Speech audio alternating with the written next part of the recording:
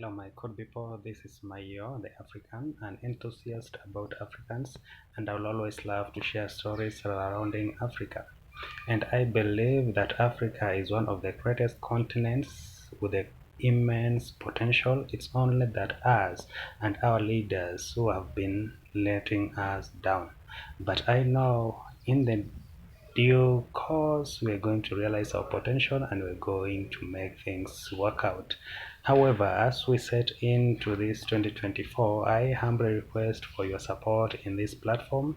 I request for your subscription and likes if you don't mind. And as the time goes by, we're going to demystify diverse issues which is affecting us, ranging from the current ballooning loans, which has been a very big cancer in our continent. However, noting the trajectory the loans are taking, we can see that these Western countries and more so Asia are coming to colonize us for the second time. In fact, at one point, Kwameh Nkurumah talked of neocolonialism. And he said that in 1960s, and it's funny how this thing is coming to reality at this time of the year. Let's take for an example some of the southern part of Africa, where the major corporations of some of the countries have been taken by Chinese for failing to take loans. In the recent case, we saw Ethiopia failing to meet its obligations and to pay the interest of their loans. Also, we have seen where the Ghana is currently in terms of their loans. And I want to tell you that if our leaders doesn't change their approach on going for the loans, this thing is going to bite us for the next decade. These loans actually are not meant to develop us in any way. Let's take an example. We go for China, take a loan to maybe, let's say, to construct our SGR. Let's take an example of okay, what's happening here in Kenya. We took loan to construct the SGR or any other major project. Who are constructing these roads? Who are constructing these major projects? They are the same Chinese. So they give us, let's assume, 1 billion. Then they come into our country to construct a project costing 1 billion. At that time, what happens to that loan they gave us? They also take it back. Our country now at that point will remain without that loan money. Will only remain with that project, and in most cases this project, actually I tend to think that our politicians always go for a project which they think is beneficial to them, where they can get some few kickbacks here and there and all that stuff.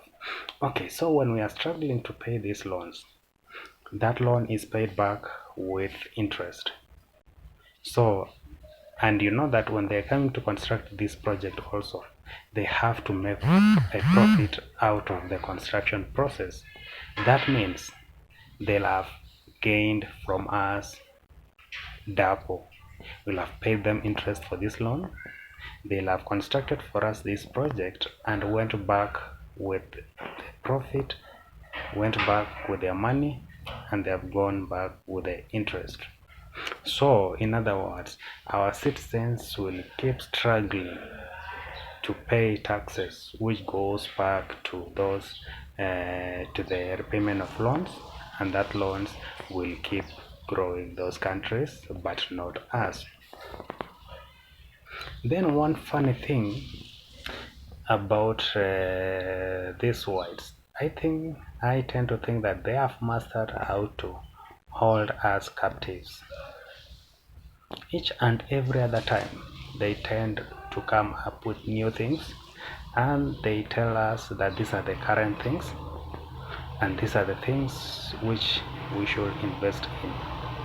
Let's take an example of the energy sector. Okay, in Alice, we used the coal, the source of energy, the major source of energy was coal. Then even before the Africans, we utilized the coal they came in with fossil fuel. Then, before even thinking or exhausting or utilizing the resources we had invested in the coal energy, we now abandoned that, came in to use the fossil fuel. Then in the process of advance or acquiring machineries which uses the fossil fuel, they have now come in with green energy, and they are saying that the fossil fuel are killing the environment, destroying the environment, and doing all sorts of things, and they are advising us now to shift to green energy. So what will happen now to those things which we had invested in using fossil fuel? Are we going to dump them that way without even recouping the investments we made into that project? That is the sad state of Africa. However, I tend to believe that in the near future, when we get the right leaders, when we get leaders who are ready to shape their own way, we chart our own way as Africans, that is the only time when we'll start to grow. But as long as we are still the copycats, we go as per what the West are doing, we copy them.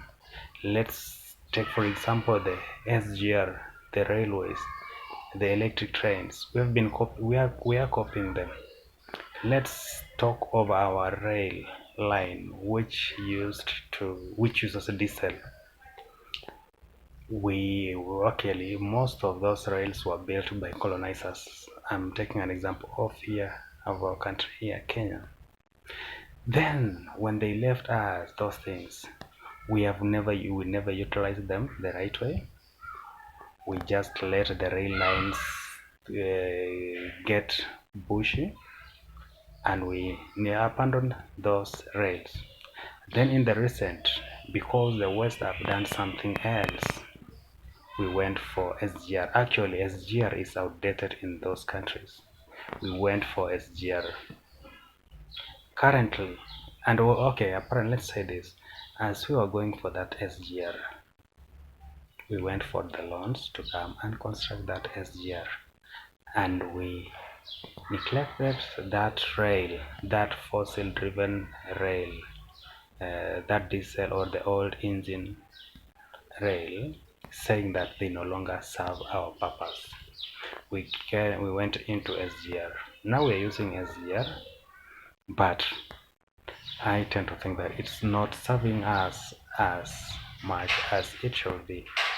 However, noting that it might not be or it can be serving us, it's okay, let's say it's serving us. But we have had some people agitating for electric train.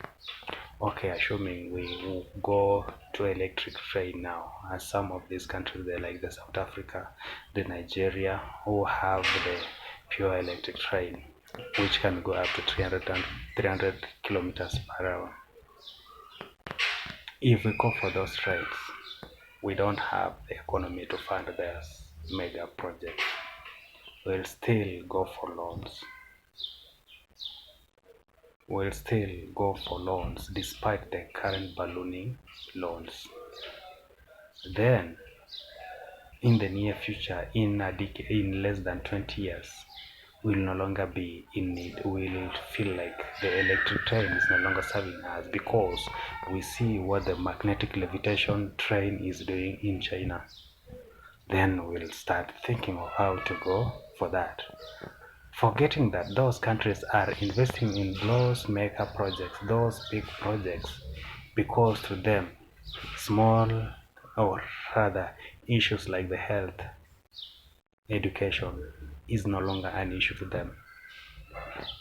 They have reached a position of, we can say, self-actualization when it comes to such issues, such as social life issues.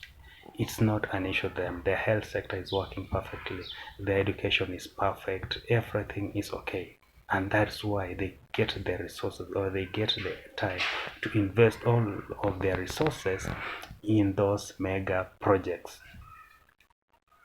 However, as Africans, because we are just copycats, we see them investing in mega projects and we want to copy them, forgetting that in our country, our education system is not yet working perfectly. For instance, here in Kenya, we are still doing experiments with the CBC system. We have schools which do not have electricity. We have areas which are not accessible. They don't have road network, not even tarmac. Let's talk of maram roads. They are not there. People are languishing in poverty. People are dying because they don't have medicine. We have dispensaries which are just halls without medicine, without human resource, without personnel. But our governments will still want to invest in mega projects because they want to copy what the West is doing. They want to build mega roads. And the sad part of the thing is, when they're going for these loans, they want that sick person, that person who is struggling to buy medicine, that person who is struggling to buy painkillers, to still have enough energy to pay the access, to remit or to pay for those loans we have taken to construct major or mega projects. I think at times we just have to put our priorities right. We shouldn't be copying what the West are doing. Yes, they are good projects, I don't dispute that. They are the best. We always want to have electric trains. We want to travel from here, maybe even to Cairo, through electric trains, and we'll be there in 8 hours. We all want that.